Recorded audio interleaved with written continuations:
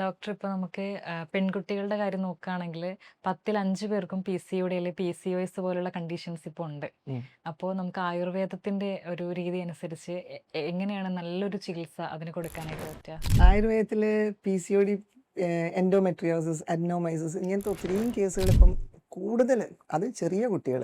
ഈ ഇടയ്ക്ക് തന്നെ എനിക്കൊരു 18 വയസ്സുള്ളൊരു കുട്ടി ഉണ്ടായിരുന്നു. കാരണം ഓവേറിയൻ സിസ്റ്റ് 10 അത്രയും വലിപ്പമൊക്കെ. കാരണം അക്യൂട്ട് സ്റ്റേജ് ആകുമ്പോൾ നമുക്ക് ചിലപ്പോൾ സർജറി വേണ്ടി വരും. അല്ലാത്ത എല്ലാ കേസസും നമ്മൾക്ക് ട്രീറ്റ്മെൻറ്റ് കൊണ്ട് മാറ്റാവുന്നതാണ്.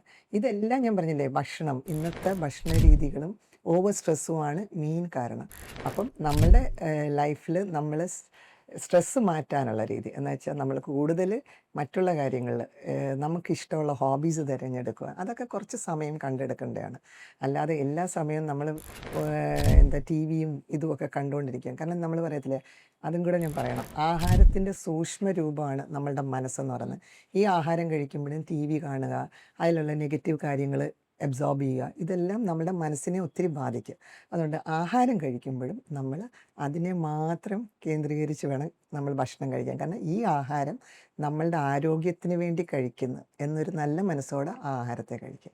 അതിനൊരു ബഹുമാനം കൊടുക്കുക. ഒരു ഡിജിറ്റൽ ഹൈജീൻ എന്ന് പറയുന്നത് നമ്മുടെ കൾച്ചറിന്റെ ഭാഗമായിട്ട് വരണം അല്ലേ? അതെ.